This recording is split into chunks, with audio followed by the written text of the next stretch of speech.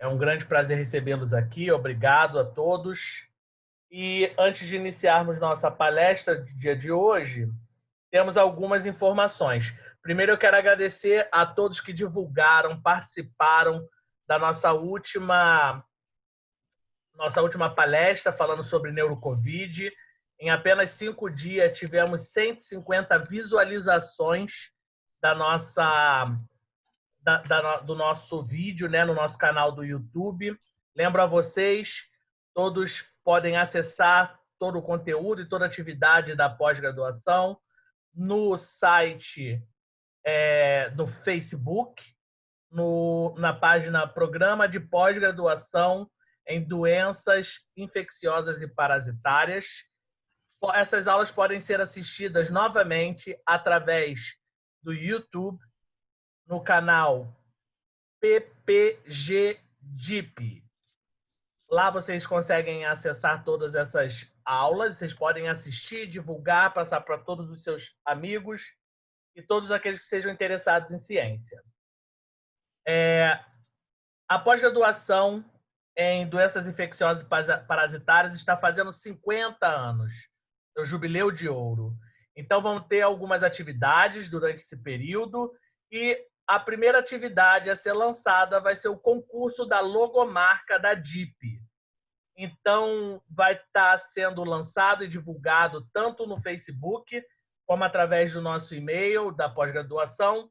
As regras, você pode enviar a sua proposta de logomarca seguindo as regrinhas que vão estar lá dispostas e concorrer. Essa logomarca é uma logomarca comemorativa, ela vai estar lá fazendo parte, né, da identidade visual do programa. E, além do mais, o vencedor vai ganhar uma inscrição, ou seja, tudo pago enquanto a inscrição, para poder participar do Congresso Carioca de Infectologia. Então, todas as informações também estarão lá contidas no site, no Facebook, como também através do e-mail da pós-graduação. Todos podem participar. Hoje temos aqui a doutora Lúcia Teixeira, e é com prazer que apresento ela. A doutora Lúcia possui graduação em Ciências Biológicas pela Faculdade de Ciências Médicas da Universidade do Estado do Rio de Janeiro, mestrado em Ciências na área de Microbiologia e doutorado também na área de Microbiologia pela Universidade Federal do Rio de Janeiro. Foi pós-doutora do CDC em 1995. Atualmente é professora titular do Departamento de Microbiologia no Instituto de Microbiologia da Universidade Federal do Rio de Janeiro. É pesquisadora 1A do CNPq. É cientista do nosso estado pela FAPERJ. Tem experiência na área de microbiologia com ênfase em microbiologia médica aplicada e microbiologia aplicada. Atua principalmente nos seguintes temas: diagnóstico e caracterização de patógenos bacterianos, resistência bacteriana a antimicrobianos, métodos moleculares para detecção, identificação e caracterização de patógenos bacterianos, taxonomia e caracterização e epidemiologia molecular de bactérias, com ênfase em cocos gram-positivos, especialmente os streptococcus, enterococos e gêneros relacionados.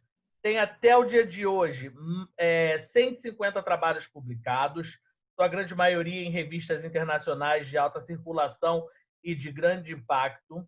Participou do preparo de mais de 35 livros, alguns dos quais constituem obras de referência mundial. Participou em mais de 450 congressos, como palestrante, como convidada. É membro do Comitê Internacional de Sistemática em Bacteriologia e o Subcomitê de Taxonomia de Estafilococos e Streptococcus. Participa de grupos e redes internacionais para o estudo de temas em áreas específicas em bacteriologia médica.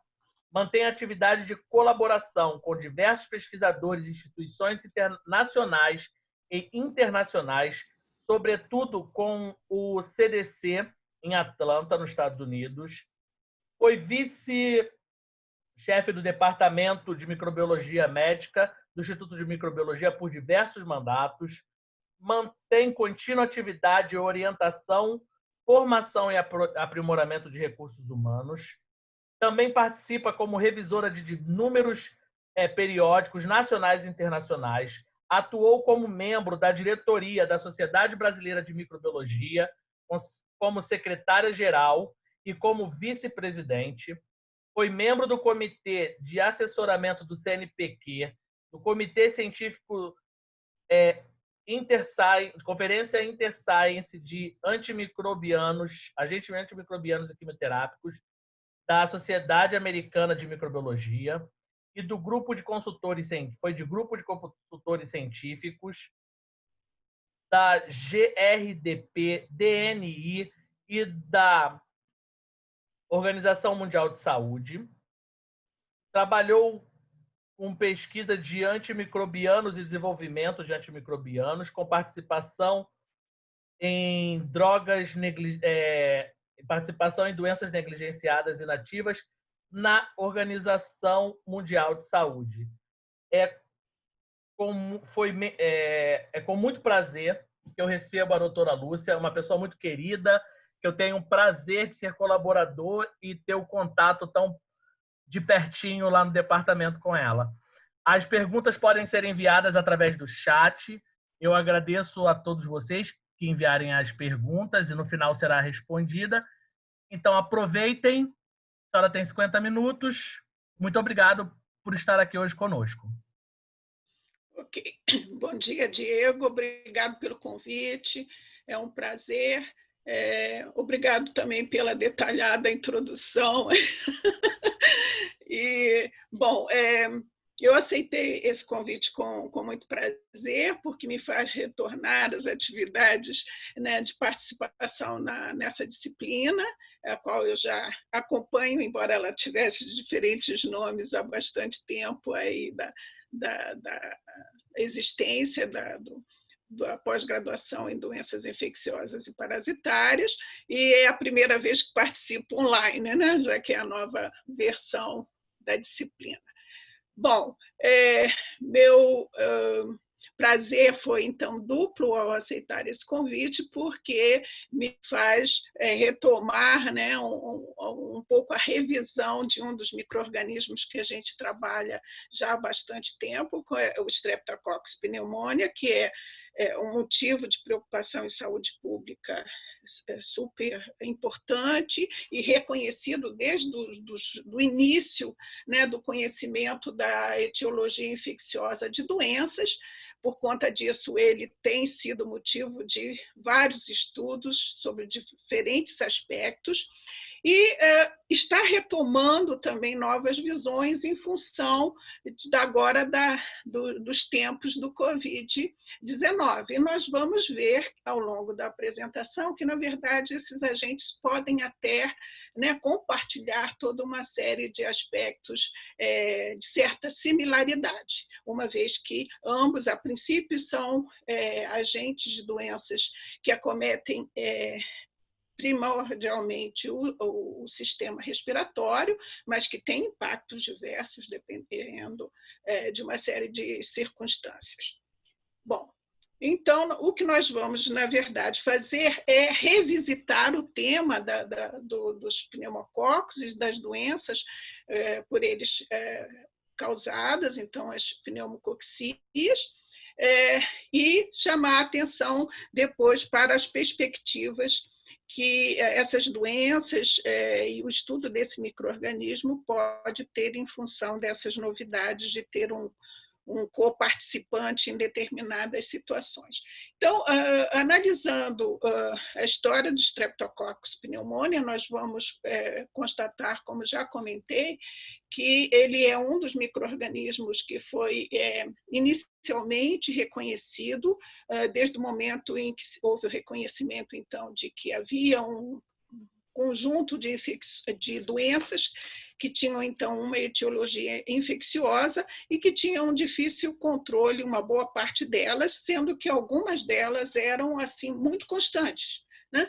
E entre elas estavam, então, aquelas causadas pelo Streptococcus pneumoniae. Então, a gente só dando uma olhadinha aqui nas datas iniciais de reconhecimento desse micro-organismo, podemos ver que ele é um dos agentes etiológicos mais antigos em termos de reconhecimento e estudo. E ele foi rapidamente reconhecido como uma das principais causas de doenças invasivas de etiologia bacteriana em seres humanos, né? E que permanece até hoje, mesmo depois da passagem por diferentes etapas de aumento do conhecimento e do controle de tratamentos e de prevenções.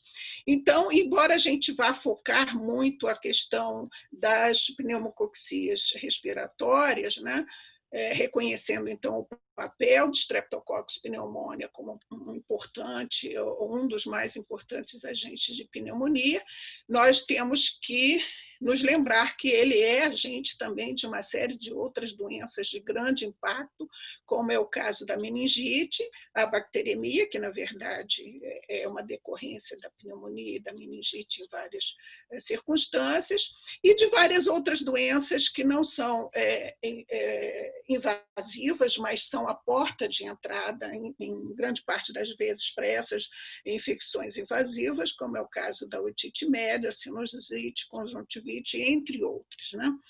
E nós também devemos nos lembrar que, como agente de infecções invasivas, ele é um importante como decorrência, né, dessas doenças invasivas, nós temos a sepse e o choque séptico, muitas vezes também envolvidos.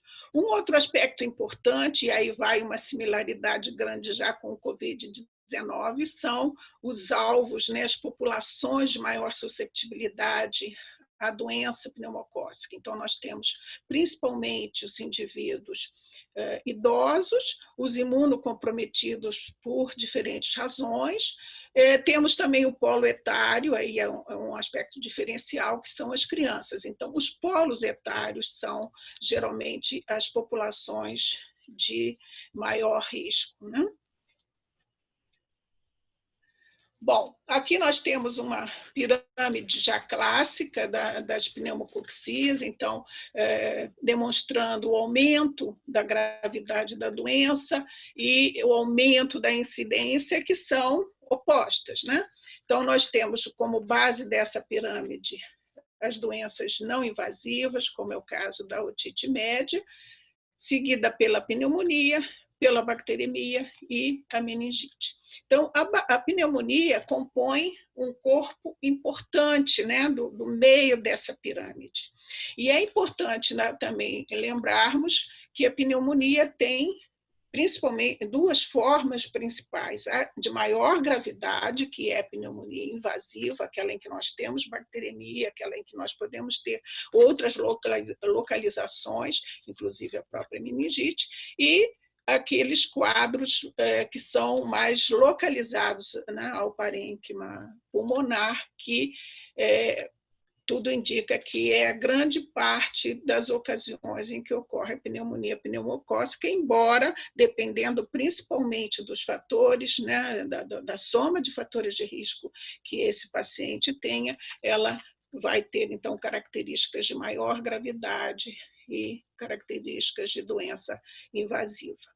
É bom lembrar que os pneumococos continuam sendo, apesar dos métodos hoje de prevenção vacinal e tudo mais, como uma das principais, se não a principal causa, quando a gente fala em termos de doença de etiologia bacteriana, de doenças que são preveníveis por vacina em crianças abaixo de 5 anos, se a gente considerar o panorama mundial.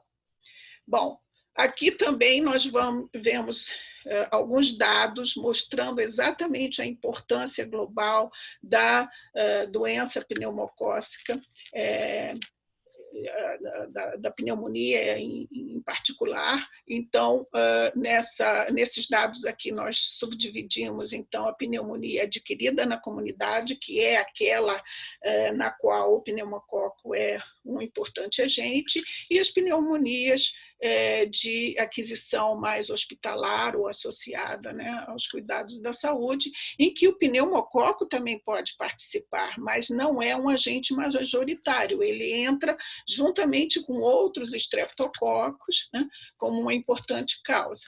Mas, quando nós falamos de pneumonia adquirida na comunidade, nós podemos verificar que o pneumococo continua sendo, vocês observem que esses dados são bem recentes, continua sendo a principal bactéria envolvida, né, tendo aqui, né, sendo ladeado por vários vírus que são, né, como já é conhecido há bastante tempo, a principal causa de doença infecciosa,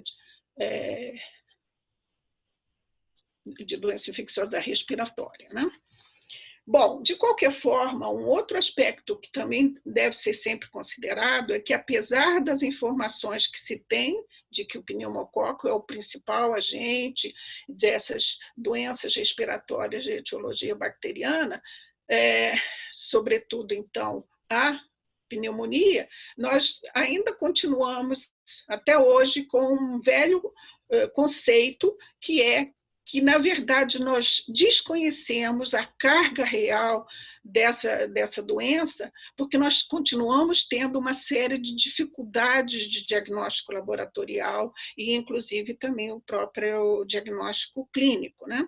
Então, hoje, nós podemos discutir, e isso foi observado, né, em várias apresentações que nós já tivemos aí, focadas em Covid-19, mostrando a dificuldade de confirmação diagnóstica e, né, em paralelo, todas as dificuldades de a gente ter uma noção real, ou pelo menos mais aproximada da realidade da carga da doença, nós continuamos tendo também essa problemática em relação a doenças com as quais convivemos há bastante tempo e que já temos métodos de diagnóstico que são precisos, né, mas que não são aplicados na rotina, tá? Ou porque, enfim, são caros, são de difícil acesso, principalmente serviços públicos, e aí a gente tem muita dificuldade de realmente estimar a carga real da doença.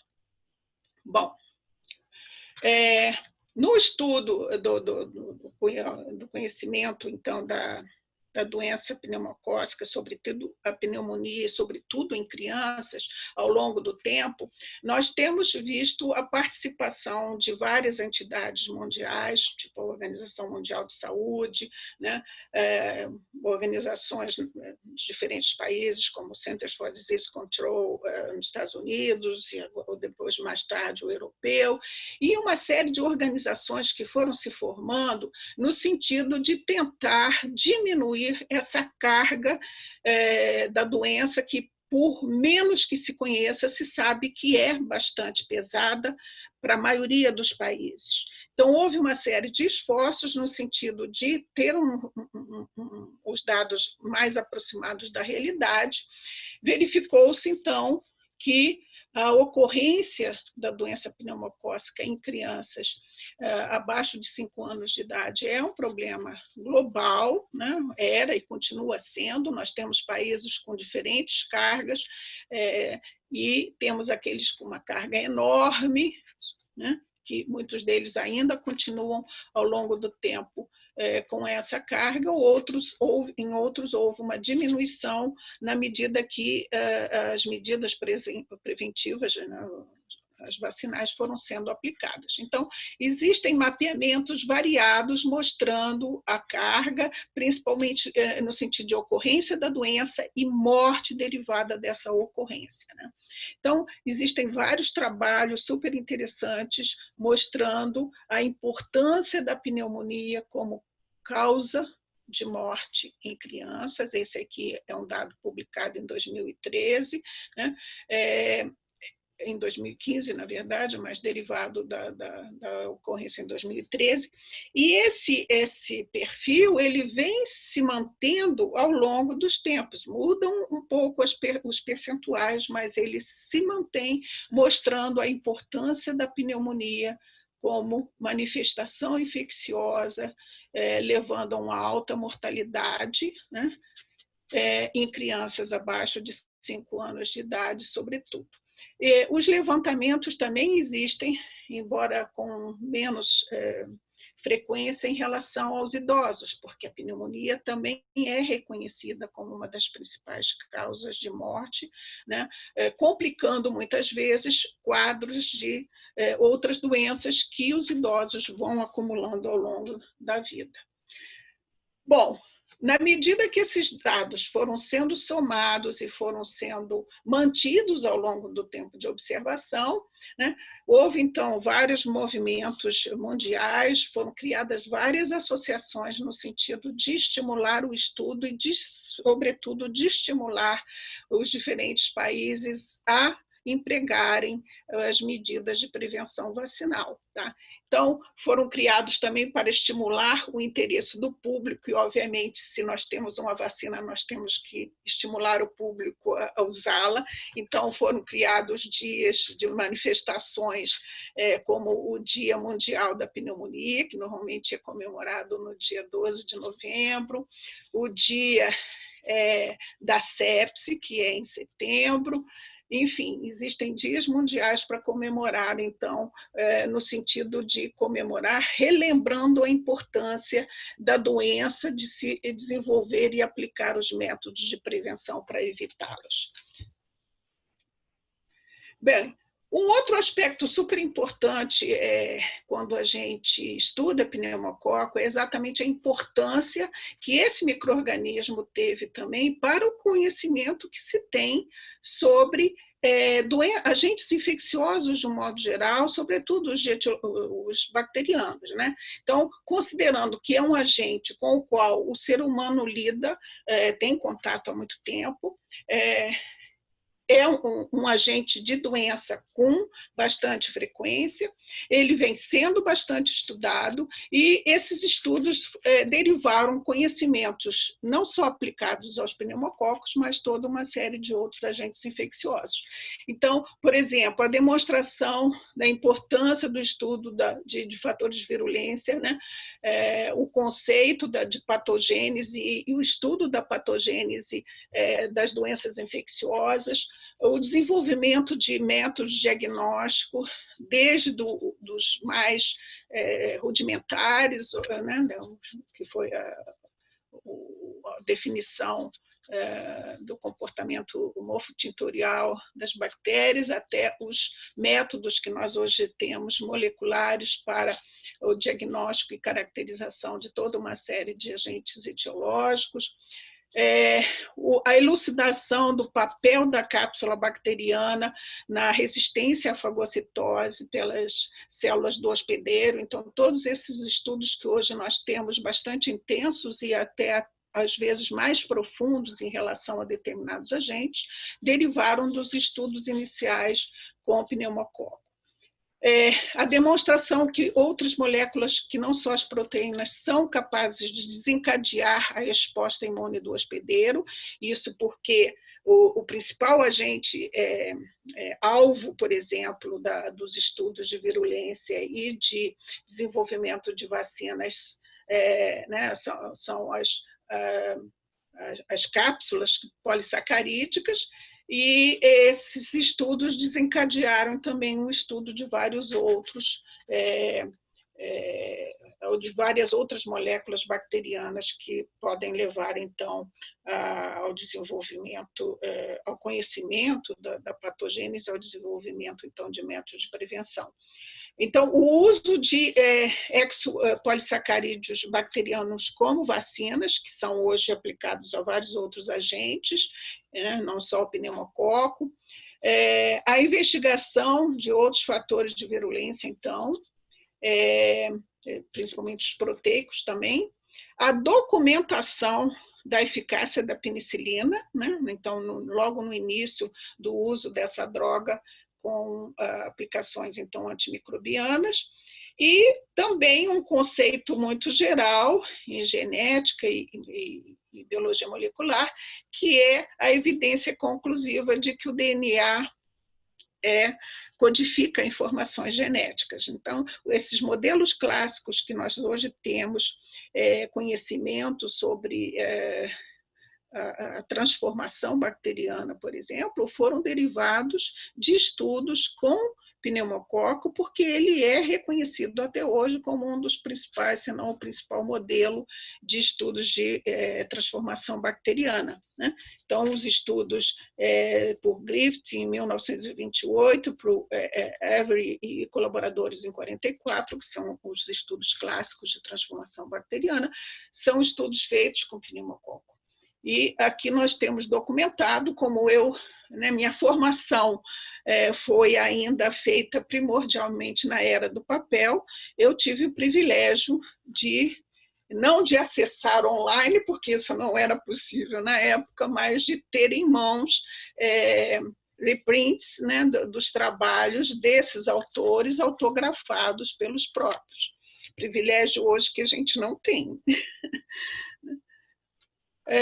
Bom, hoje nós sabemos, então, que a virulência dos pneumococos é multifatorial, né? Nós temos uma série de fatores de natureza polissacarídica, de natureza proteica, das mais diferentes naturezas, que são constituídas, então, por produtos ou estruturas que ficam na superfície da célula bacteriana ou que são produzidas e excretadas para o meio que o envolve. Então, essa bactéria é uma bactéria gram-positiva, beta-hemolítica, ela tem um crescimento que é estimulado pela presença de uma atmosfera rica em CO2, né? E isso são recursos que são utilizados no laboratório para se fazer, então, o cultivo e o diagnóstico das infecções. Bom, de todos esses fatores de virulência que hoje são conhecidos, estão de forma bastante simplificada, esquematizados nessa figura, nós temos a cápsula, né, como ainda sendo considerado o principal fator de virulência desse micro-organismo, ainda continua sendo o foco, né, das estratégias vacinais em uso, e é o principal marcador epidemiológico das doenças causadas por esse micro-organismo. E ele é um marcador epidemiológico exatamente porque apresenta uma variabilidade muito grande. Nós conhecemos hoje cerca de 95 tipos capsulares diferentes, e isso é um dos aspectos que dificulta, por exemplo, ou dificultou durante muito tempo, o emprego das vacinas, primeiro o desenho, né, o preparo, e depois a aplicação das vacinas pneumocócicas, né? Tornando essa vacina, então, uma vacina de difícil preparo e cara o suficiente para não ser aplicada em massa, pelo menos nos seus tempos iniciais. Bom, esses estudos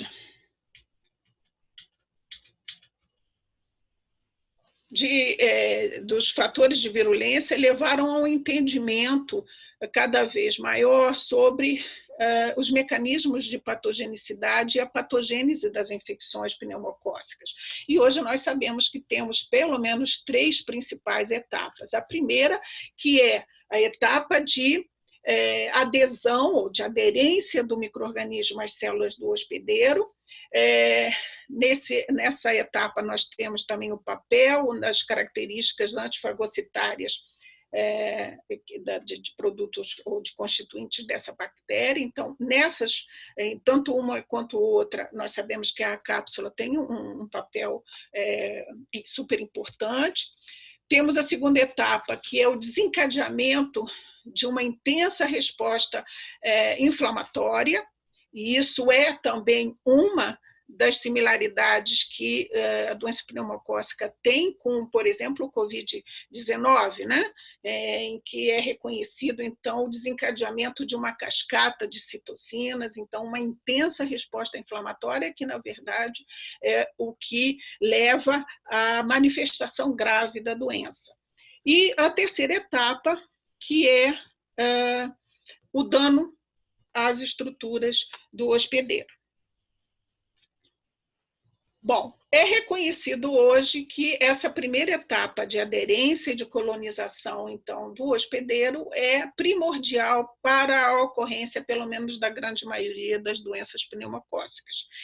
E essa interação inicial com o hospedeiro é feita primordialmente através da nasofaringe, que foi, então, reconhecido como o habitat, digamos, normal, né? O reservatório natural desses micro-organismos na natureza. Então, a nasofaringe humana, aliás, essa questão humana, quer dizer, o pneumococo é reconhecido como um desses agentes que tem o hospedeiro humano como único reservatório, isso continua sendo verdade, embora já sofra algumas mudanças, porque já foram detectadas as ocorrências de doenças pneumocócicas e, inclusive, o estado de portador em animais, né? E nós temos na literatura eventuais documentações sobre isso. Mas, de qualquer forma, ele ainda continua sendo, digamos, didaticamente reconhecido como um agente eminentemente humano, tanto em termos de reservatório quanto em termos de manifestação de doença.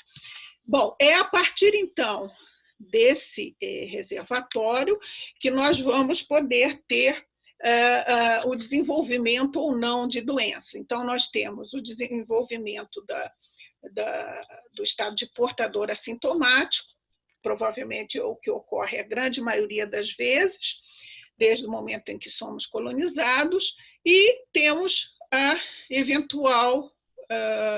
o eventual desenvolvimento da doença pneumocócica.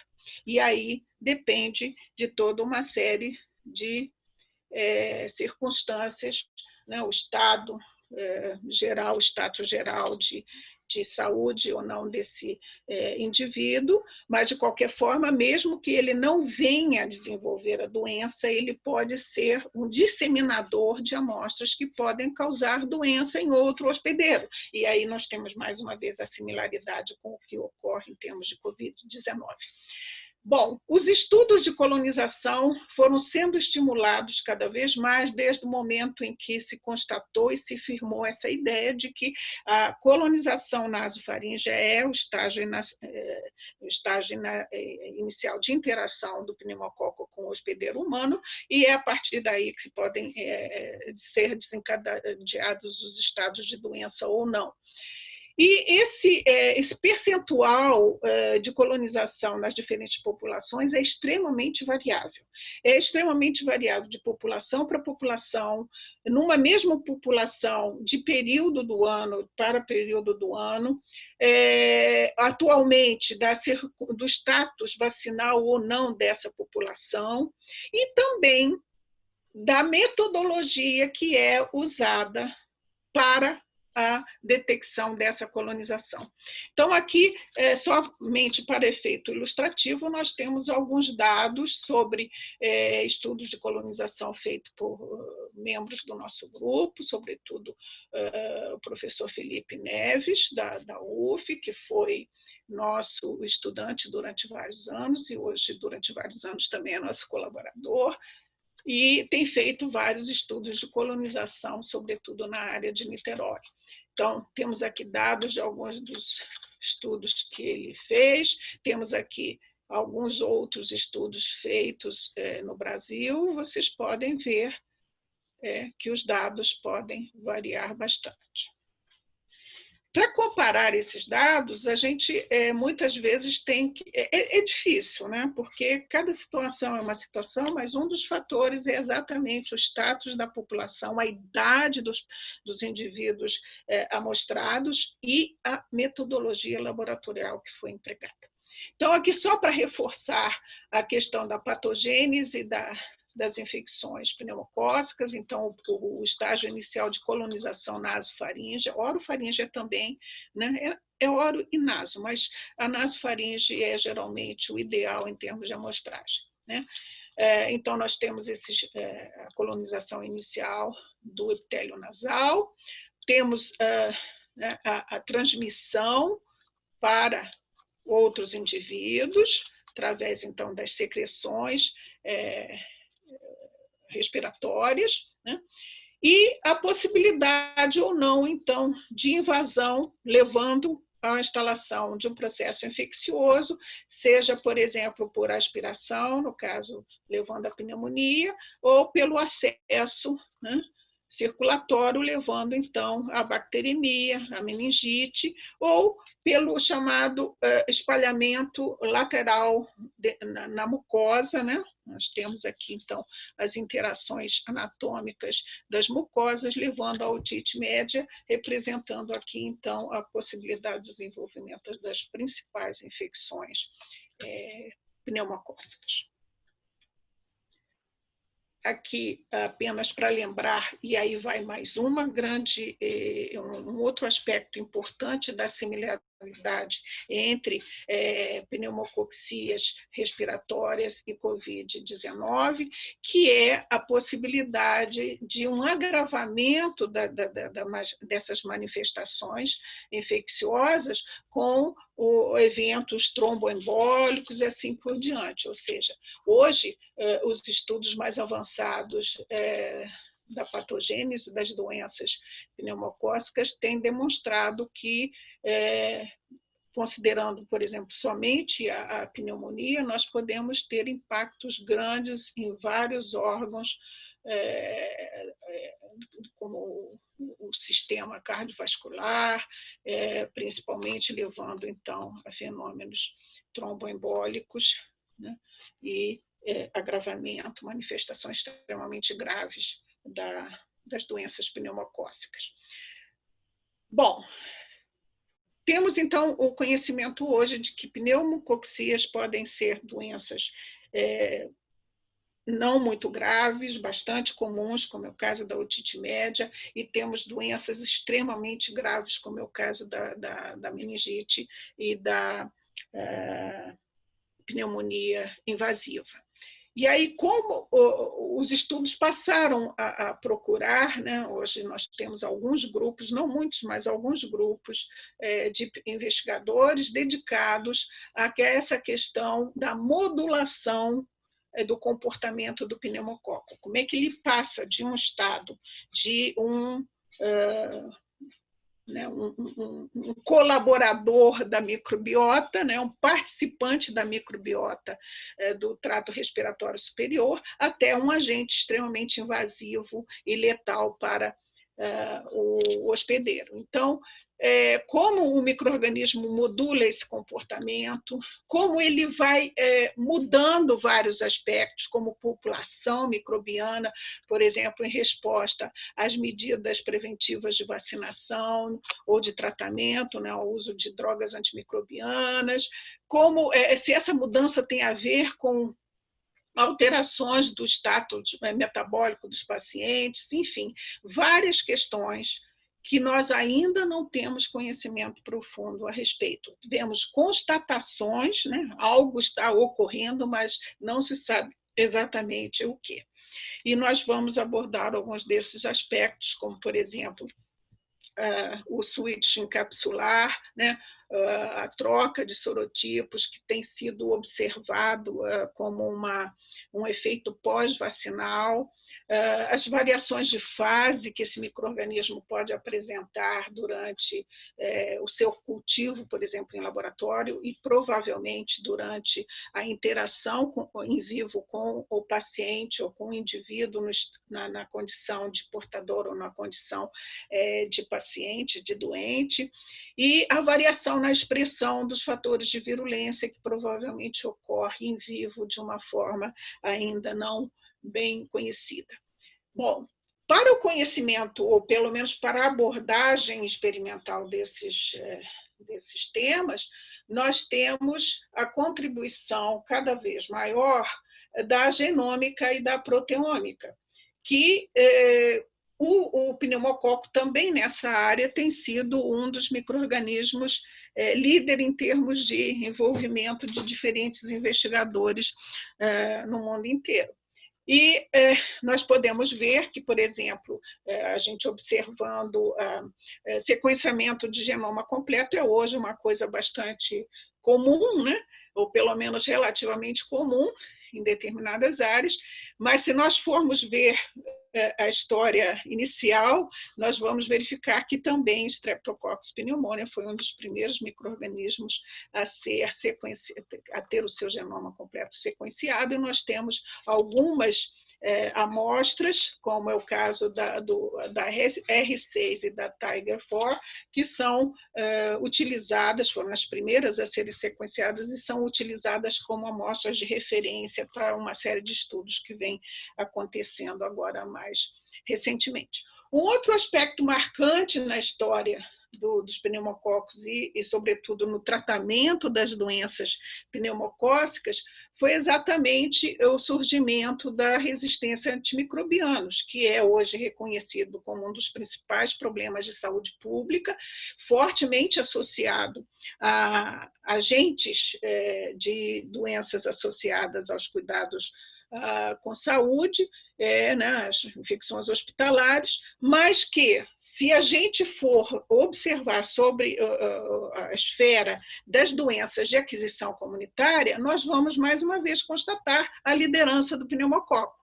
Então, se considerarmos os agentes comunitários, o pneumococo é um dos primeiros a manifestar infecções, a manifestar resistência aos tratamentos, às drogas antimicrobianas de eleição para o tratamento das doenças que eles causam, né? E isso é mostrado aqui, por exemplo, pelo início da observação da resistência ou da diminuição da susceptibilidade à penicilina em meados da década de 60, né? E seguida logo depois pela emergência da resistência às drogas de segunda linha, que são os macrolídeos, né, representados aqui pela eritromicina ainda na década de 60. Né? E algumas décadas depois, a manifestação também da resistência às quinolonas, que eram drogas importantes no tratamento das pneumococcías, sobretudo pneumonia.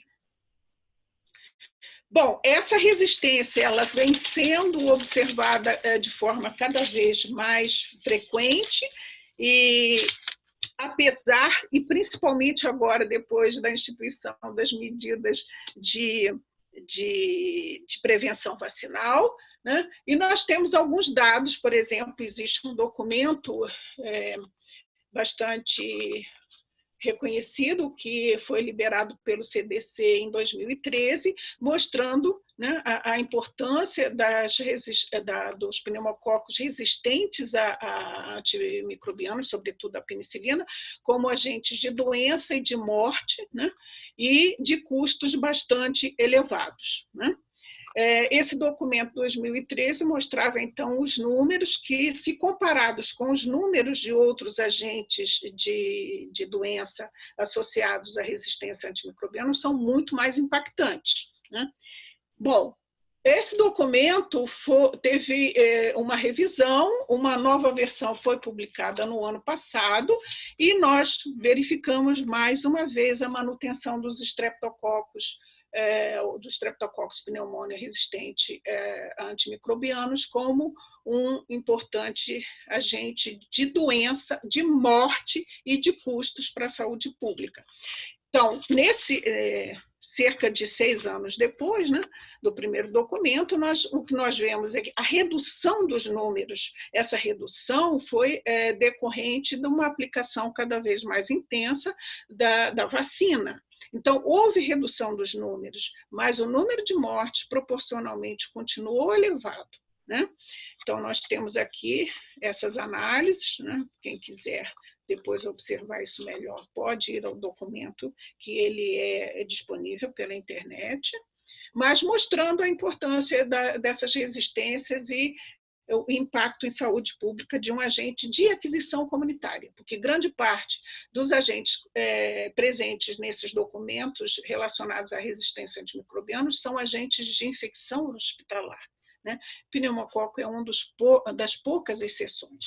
Bom, Vários outros órgãos internacionais acompanham a evolução dessa resistência. Nós temos aqui, só para título ilustrativo, os dados do CDC europeu, mostrando, então, a variação do percentual de resistência à penicilina nos diferentes países, né, cobertos pelo radar dessa instituição. Então, aqui a resistência à penicilina, a resistência à eritromicina e outros macrolídeos, mostrando, então, a importância da manutenção, da vigilância desses dados, para que os serviços de saúde pública possam indicar recomendações variáveis de país para país, por exemplo, em relação a tratamento e prevenção desses micro-organismos. Bom, também hoje bastante conhecida o impacto que teve da posição da Organização Mundial de Saúde, que publicou, após alguns anos de acompanhamento desses levantamentos internacionais de micro-organismos resistentes. Então, em fevereiro de 2017, 3 anos e pouco atrás, a Organização Mundial de Saúde liberou uma classificação de 3 categorias de micro-organismos que merecem atenção especial, de medidas de vigilância, medidas de tratamento, medidas de prevenção. E, mais uma vez, o pneumococo foi citado, né, os streptococcus resistentes à penicilina, que geralmente está associada também a outras resistências, foi classificado como na categoria 3, que é de importância média. Né? Nós temos aqueles de importância crítica, de importância elevada e de importância média, que seriam essencialmente aqueles de aquisição comunitária. Os demais, fora algumas poucas exceções, são essencialmente, então, os micro-organismos de aquisição ou circulação eminentemente hospitalar. Bom, mais uma vez, fica reforçada, então, em função dessas observações, da continuidade da importância das infecções e das manifestações de resistência a antimicrobianos, ficou cada vez mais reforçada a importância da cápsula como marcador epidemiológico, e ele é a base das medidas preventivas, né? Como já comentei, que são as medidas vacinais.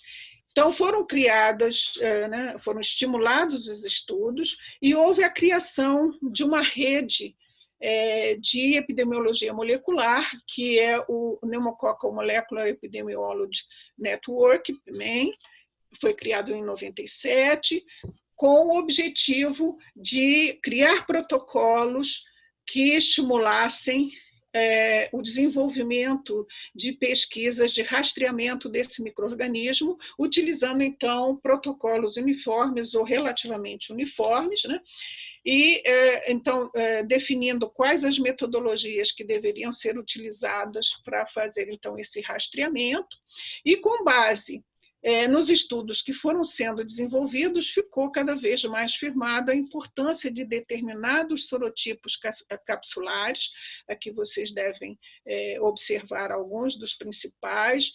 Os tipos capsulares de pneumococo são definidos por números, acompanhados ou não de letras maiúsculas, né? Então, existem aqueles sozinhos, sem letras, e aqueles acompanhados de letras. Bom, isso é em função de uma classificação bastante complexa, em função de antígenos, de fatores, né, antigênicos da cápsula e assim por diante. Bom, vários sorotipos foram, então, definidos como sorotipos de grande impacto, porque são predominantes ou eram predominantes em diferentes países e também fortemente associados à questão de resistência a antimicrobianos. Né?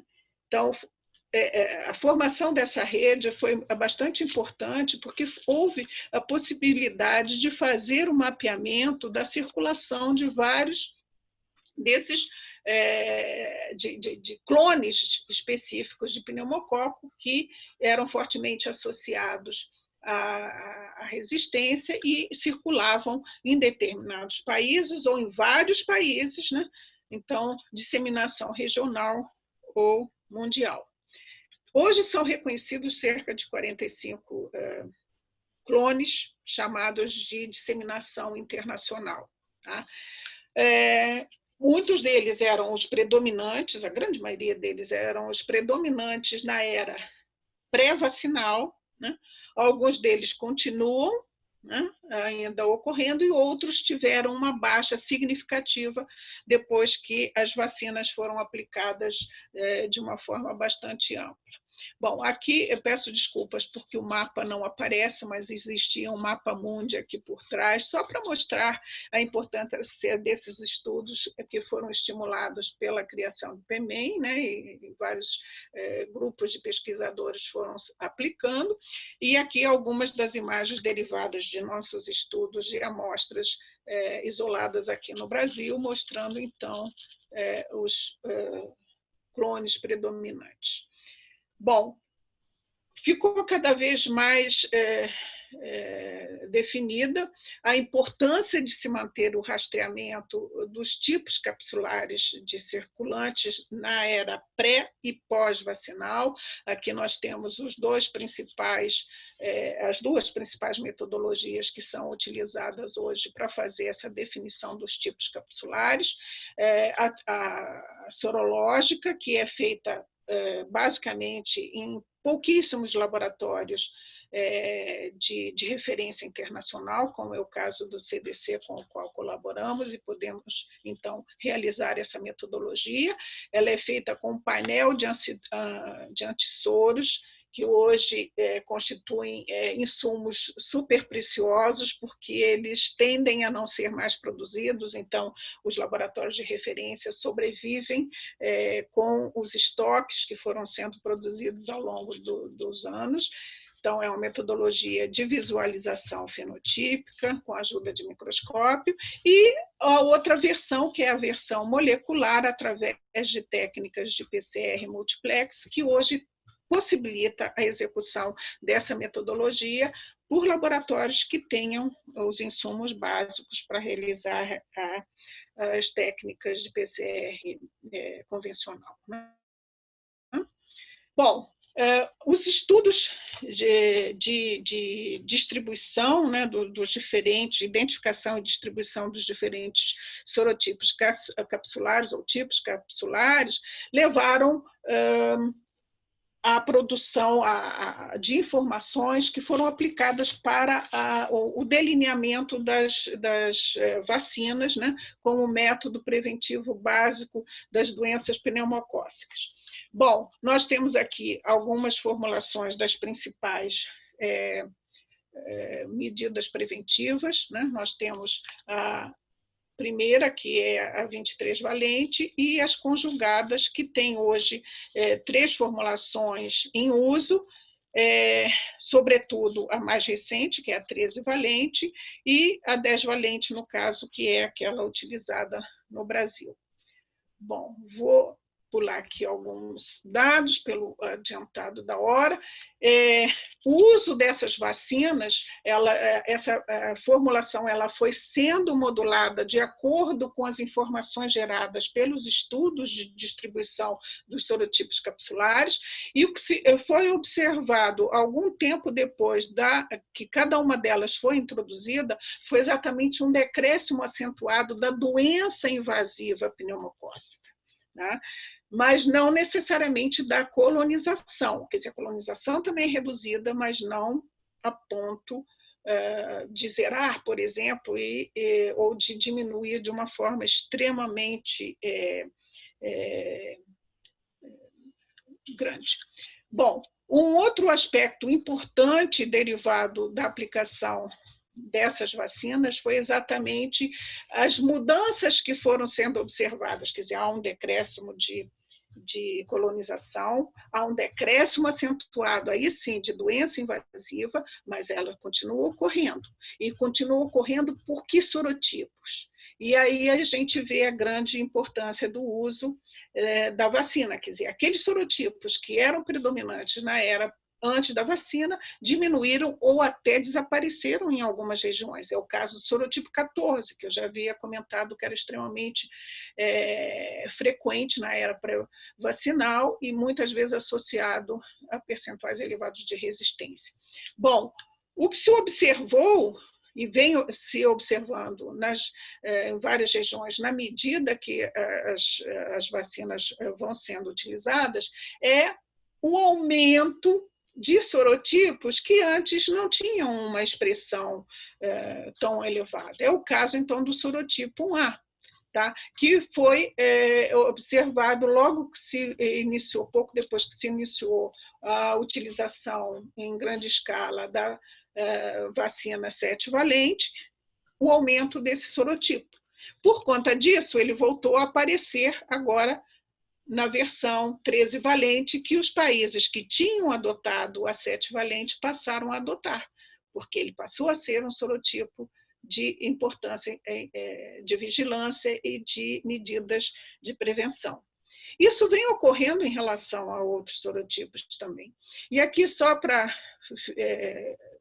ilustrar alguns dados de estudos nossos na era pré-vacinal, mostrando a importância do sorotipo 14, né, que era definitivamente o sorotipo prevalente, principalmente quando falávamos de pneumococo resistente à penicilina. Tá? Nossos estudos têm demonstrado também, né, a evolução da resistência do pneumococo no período pré-vacinal, e agora alguns. Esse aqui mostra ainda na era pré-vacinal, porque foi em 2010, quando ainda a vacina ainda estava sendo iniciada, então esses resultados são considerados como pré-vacinais, né? E em que nós temos, né, o sorotipo 14 como o sorotipo mais prevalente, e os dados pós-vacinais, em que nós temos praticamente, então, o desaparecimento do sorotipo 14 e a ocorrência de sorotipos que antes não tinham uma expressão importante, como é o caso do 6C, do 19A, a semelhança do que ocorreu em outros países, e a manutenção do 23F. Bom, outros fatores de virulência ou outros constituintes da célula pneumocócica também têm sido motivo de possibilidades de desenvolvimento de vacinas, porque uma das importâncias, digamos assim, de desenvolver novas vacinas seriam as vacinas não dependentes de polissacarídeos, principalmente as proteicas, então. Então, nós continuamos tendo estudos para o desenvolvimento de novas vacinas pneumocócicas, principalmente no sentido de tentar aquelas que reduzam efetivamente a colonização, né, que não é feito de forma tão expressiva pelas polissacarídicas, e que também não levem a esses fenômenos de, sim, nós reduzimos a ocorrência dos pneumococos cujos tipos capsulares estão presentes na vacina, mas permitimos, né, o aumento daqueles que antes não tinham uma expressão tão significativa. Bom, e agora, então, nós vamos comentar algumas das perspectivas das doenças pneumocócicas nos tempos de Covid-19, que, né, constituem várias perguntas. Nós temos, para entender, como base, né, de estudos, para entender a interação desses agentes, porque nós temos uma possibilidade real de termos co-infecções pneumocócicas nesses pacientes de uma forma que ainda não é conhecida, mas nós temos o conhecimento prévio das co-infecções virais entre o vírus respiratórios, como é o caso do vírus influenza, que é o principal modelo de conhecimento, de estudo laboratorial e de conhecimento clínico, e nós verificamos que eles são coparticipantes de infecções de uma forma bastante frequente, né?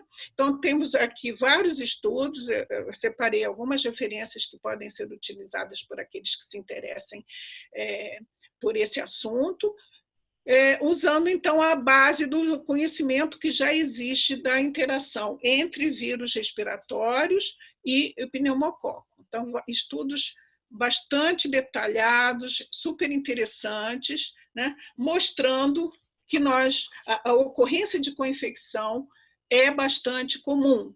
Tá?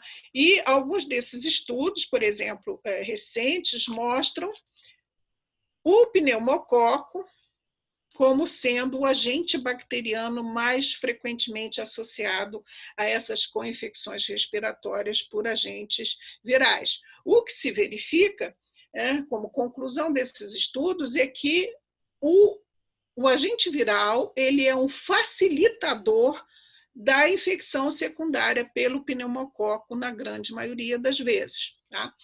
Em relação à co-infecção com a Covid, nós começamos agora a ter as primeiras evidências. E aqui nós temos um estudo bastante recente, aliás, tudo é recente em termos de Covid, mostrando a semelhança do que já tinha sido mostrado em outras infecções virais, que o pneumococo é o líder de co-infecção com Covid.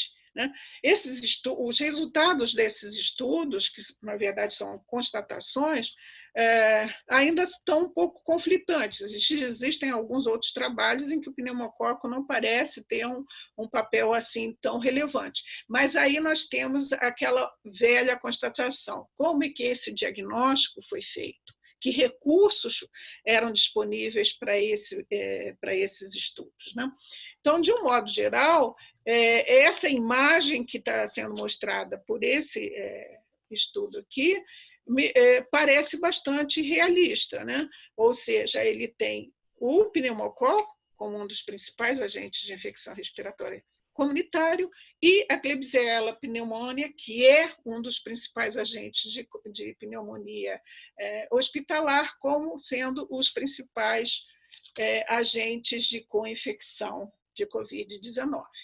Um outro aspecto importante foi quando a população de pacientes com Covid-19 foi estratificada, né, com diferentes formas da doença. Né? Então, a infecção mais branda e a infecção mais grave, né, as moderadas, e nós vemos mais uma vez o pneumococo como sendo o principal agente em qualquer uma dessas manifestações. Tá? Então, se nós já tínhamos uma série de perguntas quando analisamos a questão das pneumocoxias isoladamente, nós vamos ter, na verdade, uma série de outras perguntas, né, que vão agora fazer parte da era de interação infecciosa dos pneumococos com a Covid-19.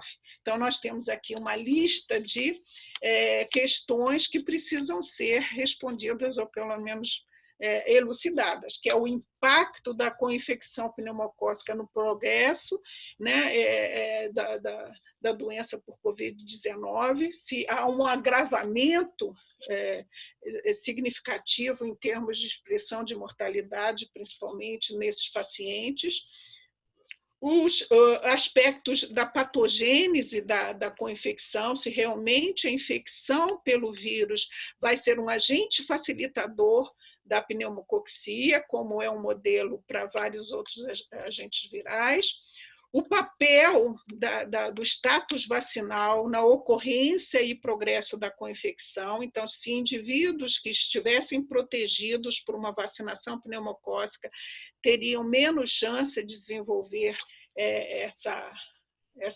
co-infecção que levaria, obviamente, ao agravamento. Um outro aspecto é, por exemplo, o impacto dos procedimentos de distanciamento social no estado de portador de pneumococo, é algo que também já vem sendo abordado.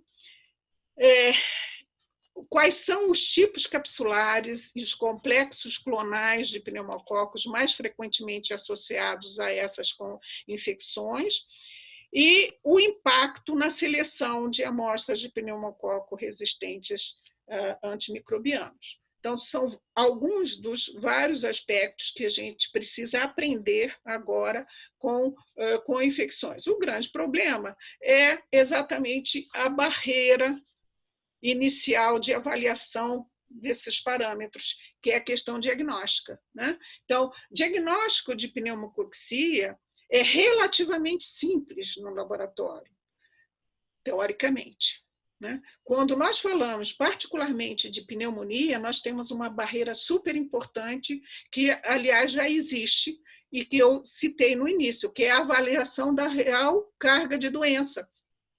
Porque nós sabemos, por exemplo, que a positividade em hemocultura, que seria o principal método diagnóstico, é muito baixa, tá? E continua sendo baixa. Tá? Por outro lado, a coleta dos aspirados respiratórios em pacientes com Covid é uma barreira grande em termos de manuseio desse paciente, da possibilidade de contaminação de quem os faz. Então, existem vários aspectos do diagnóstico, na verdade, são barreiras para que a gente tenha informações precisas sobre essas perguntas que vêm surgindo. Tá? Métodos existem, né? Nós temos métodos fenotípicos, nós temos métodos, né, instrumentais aí, como Alditoff, PCR, PCR convencional, PCR em tempo real, mas precisamos transpor a primeira barreira, que é a coleta do material que seja mais representativo da infecção, né, para podermos fazer esse diagnóstico e, consequentemente, termos informações mais precisas. Existem alguns métodos de diagnóstico de aquisição comercial que estão sendo propostos, né? Tem um uso ainda bastante limitado, mas todos eles têm que transpor a barreira inicial. Tá? Eu comentei sobre alguns questionamentos que estão sendo feitos, e existem, por exemplo, trabalhos, e aqui eu selecionei um, que já estão fazendo análise, usando modelos matemáticos, do impacto que o lockdown, né, o distanciamento social, o confinamento, pode ter no próprio estado de portador de pneumococo. Então, acredita-se que possa ter um impacto na redução do estado de portador, ou pelo menos na disseminação do estado de portador respiratório de pneumococo, e pelo menos, né, considerando os dados dessa investigação, na Inglaterra e no país de Gales, é possível que nos próximos 2 anos possa haver uma redução dos casos de doença infecciosa na comunidade, de pneumonia invasiva por pneumococo na comunidade, ou seja, em indivíduos não Covid, devido a essa como impacto, né, da redução desse estado de portador. Bom, a questão da resistência talvez seja um dos impactos maiores que precisa ser evidenciado em questão de a COVID, a coinfecção com Covid-19 ou os impactos no estado de portador de pneumococo possa levar a mudanças nos tipos capsulares e principalmente na questão de circulação de amostras resistentes a antimicrobianos. Então, com Covid-19 ou sem Covid-19, na verdade, o que nós temos hoje em dia é aquelas recomendações básicas para o controle de doenças infecciosas, principalmente aquelas relacionadas a bactérias que desenvolvem resistência a antimicrobianos, que são os 5 pilares, quer dizer, uso de drogas, desenvolvimento de drogas, o aperfeiçoamento do uso de drogas antimicrobianas, aperfeiçoamento e aplicação dos métodos diagnósticos, no meio disso tudo, a manutenção, estimulação do rastreamento, desenvolvimento de vacinas, né, como método preventivo mais eficiente, e desenvolvimento de novas terapias que não precisam ser necessariamente com o uso de drogas antimicrobianas convencionais, né, mas o uso de terapias alternativas com produtos naturais e assim por diante. Então, esses são os 5 pilares básicos que têm sido aplicados no tratamento e controle, né, na tentativa de desenvolver métodos de tratamento e controle das pneumocoxias, de vários outros agentes bacterianos e, pelo menos em grande parte, aplicáveis também aos agentes virais. Então, com isso, a visita foi longa, né? Essa revisita ao agente, eu acho que a gente já avançou bastante no horário. Eu gostaria, então, de terminar agradecendo aos nossos principais colaboradores, parceiros nacionais e internacionais que têm nos ajudado ao estudo desse micro-organismo, né? E fico, então, disponível para comentários, caso o tempo permita, e segundo o Diego vai nos informar. Obrigada. Professora, obrigado. Boa apresentação, uma ótima apresentação, foi muito rica, agradeço por compartilhar esse momento conosco. Eu vou só parar de compartilhar a tela para a gente poder ver a senhora. Ok. Perfeito. E aí, temos sim algumas perguntas, se você puder respondê-las e estar aqui conosco mais alguns instantes, eu agradeço imensamente. Ok. Vamos lá.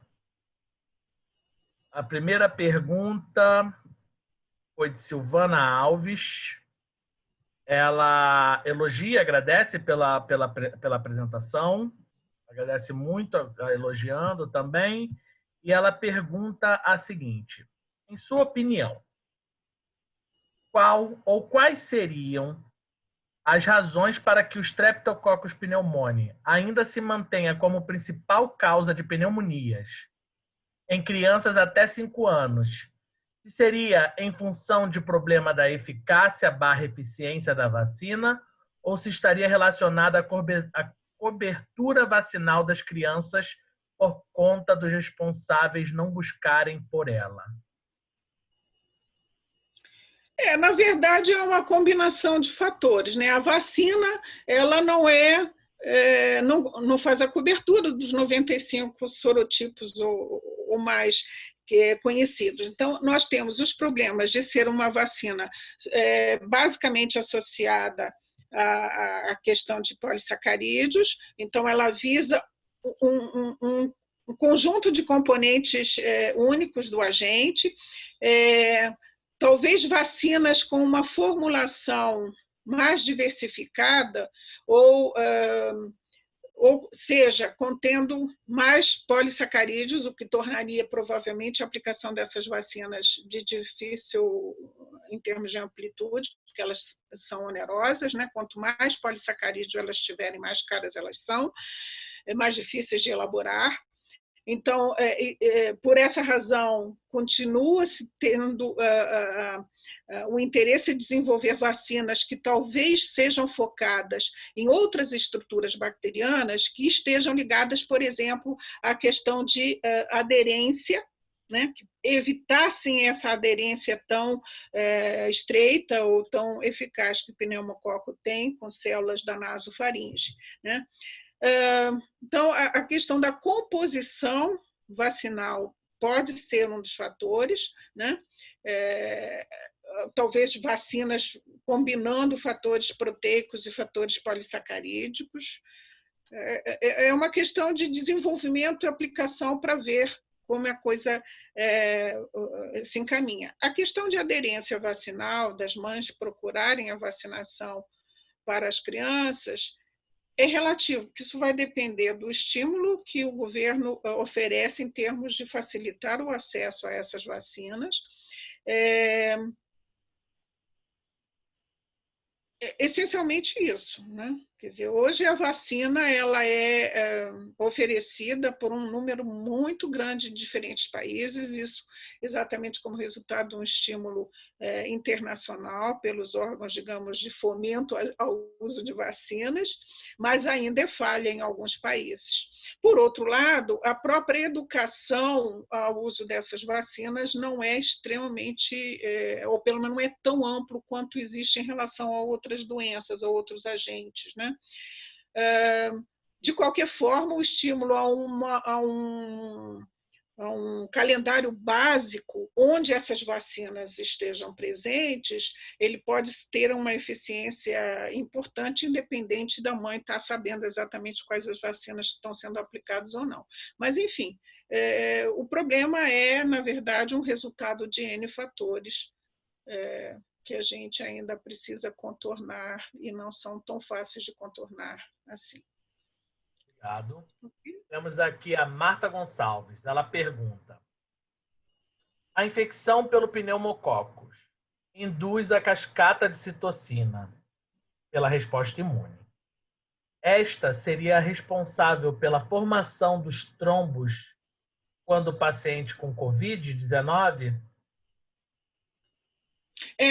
Acredita-se que sim. É claro que cada agente vai ter uma modulação peculiar, mas, assim, em termos muito gerais, provavelmente é o que ocorre. Tá? Obrigado. Essa é uma das grandes similaridades em termos de patogênese, né? O impacto adicional de, digamos, sequelas ou consequências da infecção, da resposta do hospedeiro, na verdade, né? Simone Nauer pergunta: no hospital universitário, no início da epidemia, quando atendíamos apenas pacientes que chegavam sem o uso prévio de antibiótico, vimos que o pneumococcus estava associado, sempre uma cepa multissensível, e aí, com o passar da epidemia, começaram a receber pacientes transferidos de outras unidades, como outros hospitais e UPA, já com o uso há muitos dias de antimicrobianos, e parou de ser isolados pneumococos. Todos com antibióticos eficazes, usando antibióticos eficazes para pneumococo. Certamente, o pneumococo é um patógeno muito importante. Poderia comentar sobre as cepas que já foram analisadas procedentes do HU, mesmo sem origem neste momento do Covid? Sim, na verdade, nós temos poucas amostras derivadas do HU. A grande maioria da nossa coleção tem outro tipo de origem, mas sim, nós temos algumas. Temos amostras resistentes à penicilina, temos amostras sensíveis. Agora não falando só de HU, mas de um modo geral, a gente sabe que o impacto da gravidade da doença não necessariamente depende ou está associada à questão de resistência da amostra, quer dizer, amostras sensíveis, a penicilina também podem desencadear quadros graves da mesma forma que as resistentes. Em relação a esse comentário, eu achei super interessante, quer dizer, da questão das características de resistência das amostras que vinham no início do Covid-19 e depois o desaparecimento dessas amostras. Isso é uma consequência esperada, quer dizer, no início, provavelmente o paciente vinha, né, da sua comunidade, com o início ainda das manifestações, e não tinha recebido ainda antibiótico, então provavelmente a coinfecção pelo pneumococo seria facilitada. Na medida que houve também uma série de estímulos a que os indivíduos não procurassem assistência médica imediata, e sim, quando sentissem já sintomas mais evidentes da infecção, esse paciente já vinha, né? Ou então ele vinha já transferido de outra instituição, esse paciente já tinha muitas vezes recebido drogas antimicrobianas. E aí sim nós vemos a possibilidade dessa coinfecção não existir mais ou reduzir substancialmente, porque as drogas antimicrobianas que vêm sendo utilizadas para o tratamento de Covid-19, quer dizer, para evitar as coinfecções, eles geralmente são atuantes sobre os pneumococos, né? Obrigado, professora. Temos aqui da Silvana Alves uma outra pergunta. Na verdade, ela pede uma opinião, né, sobre o que a senhora pensa. Diego, gostaria de saber também o que a professora Lúcia pensa que estaria envolvido como fator facilitador no estabelecimento da infecção secundária por pneumococos em detrimento dos gram negativos, considerando o fato do paciente grave estar em uso de respiradores, ventilação mecânica, e ele não ser o principal agente envolvido nesses casos respiratórios, e sim os gram negativos, salvo juízo superior. O que eu imagino é que no paciente, em estágios iniciais da doença, do Covid, provavelmente ele vai estar mais suscetível aos agentes patogênicos por excelência, como é o caso do pneumococo, em termos de co-infectante.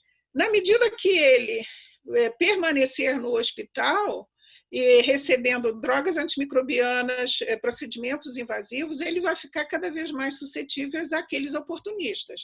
Então, eu acho que a coisa fica muito parecida com o que ocorre no dia a dia, né? Quer dizer, o indivíduo com fatores de risco, com menos fatores de risco, e aquele que vai acumulando fatores de risco. Então, ele passa da suscetibilidade a um agente de aquisição comunitária, que geralmente é mais suscetível à ação das drogas que são usadas dentro do hospital, e fica mais suscetível à ação dos agentes oportunistas. Quanto mais tempo ele tiver de procedimentos invasivos, mais ele vai ficar suscetível à coinfecção por gram negativo. E aí, mesmo que haja coinfecção pelo gram positivo, como é o caso do pneumococo, ela talvez não seja tão detectada ou tão diagnosticada. Tá? Bom, e aí nesse caso dos gram negativos, a gente citaria também um gram positivo super importante, que passa a ser então um oportunista nessas ocasiões, que é o Staphylococcus aureus, né? Claro. Porque os gram negativos são muitos, e os gram positivos são em menor número em termos de diversificação. Obrigado, professora. A professora Simone Nauer faz um comentário, né? Que, curiosamente, doenças causadas por pneumococo sumiram da emergência no momento do Covid, né? Ela faz esse comentário. Uhum.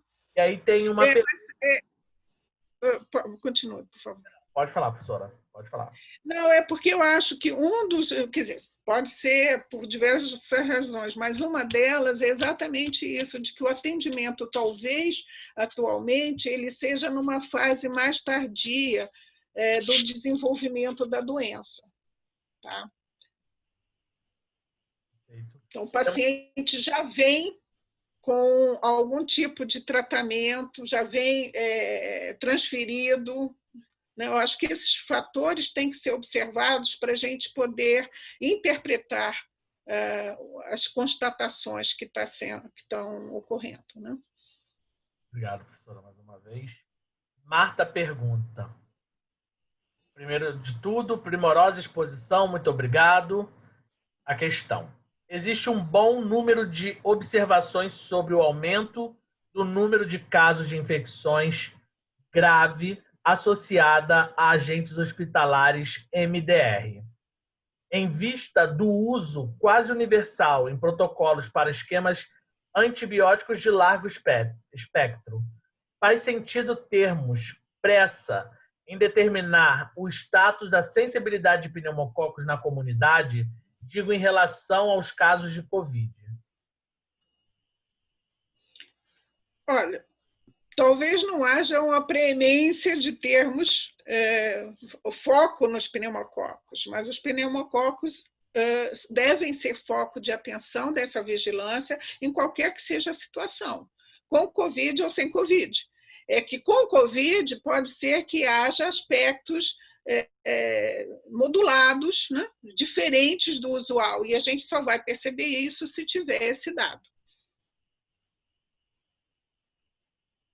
Antônio Belmiro. Parabéns, Diego, pelo empenho em organizar o seminário. Obrigado, Antônio. Esse é um trabalho conjunto, sem o aceite dos professores, sem a ajuda da Simone, esses seminários não poderiam acontecer. Obrigado realmente pela ajuda de todos e por vocês estarem aqui participando. Agradeço. Hoje o público foi bem grande. Tivemos, ao longo de toda a apresentação, 94 participantes, então agradeço muito a presença de vocês. E ele pergunta: gostaria de saber se no Brasil já estamos conseguindo observar isolamento de amostras de pneumococos e pacientes com Covid. E aí eu acrescento, em diferentes hospitais, isso já tem sido relatado? Sim, a gente não tem uma divulgação desses dados, pelo menos que eu tenha conhecimento. Então, eu sei assim de ocorrências por conta de contatos. E aí, do HU, nós temos a professora Simone com um olho clínico muito especial ligado nos pneumococos, já nos encaminhou a nossa primeira amostra, mas, por enquanto, é a única que a gente tem do HU. Em outros hospitais, eu sei do eventual isolamento de amostras, mas, enfim, assim, uma sistemática de observação, não. E, mais uma vez, eu reforço que eu acho que um dos fatores que está servindo como barreira para isso é exatamente o estímulo, a coleta do material que seja bem representativo de doenças infecciosas de doença respiratória invasiva nesses pacientes. Eu acho que a gente acaba perdendo muito desses dados porque não tem condições de fazer o diagnóstico preciso. Obrigado, professora. Aline Rosa pergunta: neste momento de rastreios de suave de nasofaringe para SARS-CoV-2, está sendo feito ou estão sendo armazenados estes suaves para estudo de vigilância de portadores de pneumococo no Brasil? Não que eu saiba, seria o ideal, né? Uma vez que esses suaves sejam armazenados, eles podem, intencionalmente ou não, com vistas ao pneumococo, eles podem vir a ser utilizados para a pesquisa de pneumococo em períodos, assim, a qualquer momento. Agora, que eu saiba, nesse momento, não existe uma sistemática, né, ou uma ideia para que isso seja feito de forma sistemática. Mas é bem possível. Nós temos vários grupos de pneumococo no país, né?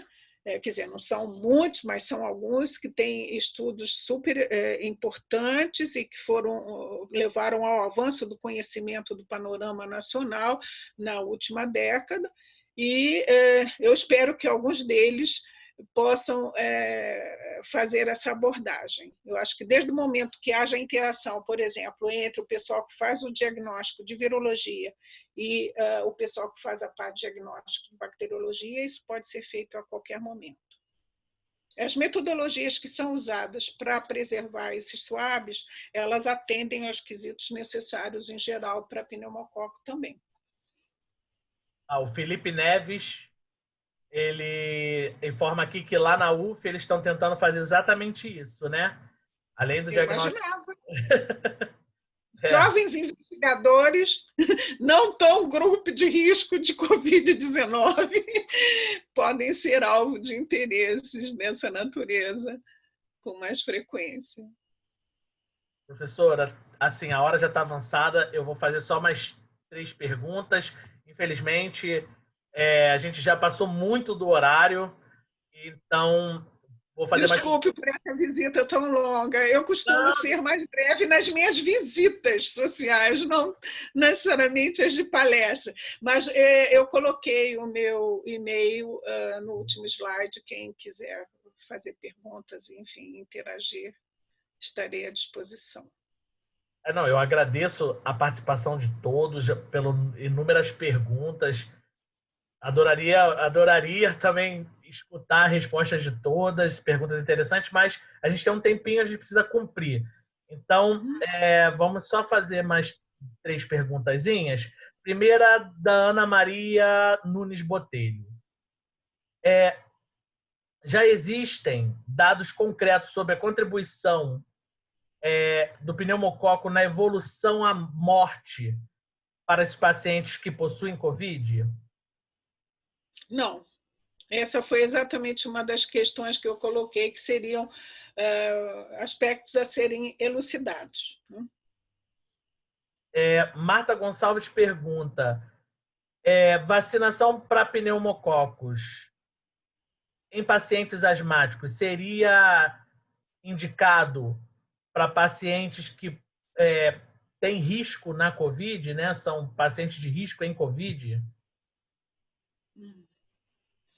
Olha, a princípio, o paciente asmático é um dos grupos de recomendação de vacinação, né? Embora a vacinação antipneumocócica seja, a princípio, crianças, né? Secundariamente idosos e qualquer outro indivíduo de grupos de risco, e entre eles aqueles que têm as doenças crônicas respiratórias. A última pergunta, do professor Fraca Lanza. Muito obrigado pela sua participação, professor. Parabéns, Lúcia, pela palestra. Uma pergunta: o uso por muitos médicos da cloroquina ou hidroxicloroquina associado à azitromicina em pacientes em vários estágios da COVID, você acha que poderá resultar em desenvolvimento de resistência aumentada para a azitromicina em pneumococos e em outros gram positivos? Não, quer dizer, eu não tenho ideia desse, mas eu acho que não necessariamente vai implicar em desenvolvimento de... Na verdade, seria mais a seleção de amostras previamente resistentes. Isso pode ter várias decorrências. Primeiro, pode estar associada à pré-existência da colonização, ou, enfim, do status do indivíduo colonizado por amostras já previamente resistentes a esses agentes, que poderiam, então, levar a uma seleção de amostras resistentes. O uso em si, levando à resistência, provavelmente não, porque com o uso massivo de várias drogas simultaneamente, se não matar o paciente, eu acho que pelo menos o pneumococo desse paciente vai morrer. Obrigado, professora. Agradeço mais uma vez pela sua participação, pelo seu aceite. É um prazer. Foi um momento prazeroso, digo por mim, pelos inúmeros elogios que aqui a senhora recebeu. Agradeço aos elogios que hoje recebi, agradeço a todos vocês, conto com a presença de vocês, conto com a participação de vocês lá no Facebook, lá no YouTube. As nossas aulas estão sendo bastante visualizadas, vamos divulgar. Estudo é conhecimento em casa, para todos vocês, sentadinho na sua cadeira, de pesquisadores incríveis. Temos recebido toda semana pesquisadores muito importantes na área, com conhecimento massivo. E vamos lembrar mais uma vez que esse ano a DIP faz 50 anos, é o Jubileu de Ouro. Vamos ter diversas atividades para vocês.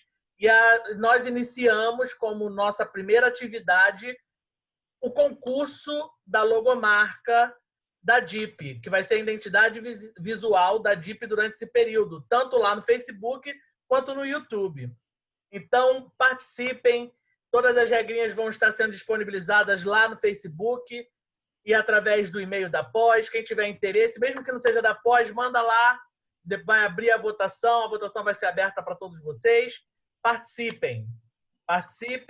que isso é muito importante, pois a pós-graduação ela é feita com a participação de todos, do corpo docente, do corpo discente, e é um bem nosso, é um patrimônio público. E mais importante lembrar também que a DIP foi a primeira pós-graduação em medicina do Brasil, na nossa querida Faculdade de Medicina da Faculdade da Universidade do Brasil.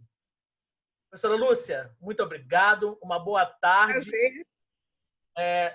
Lhe vejo em breve. Boa tarde.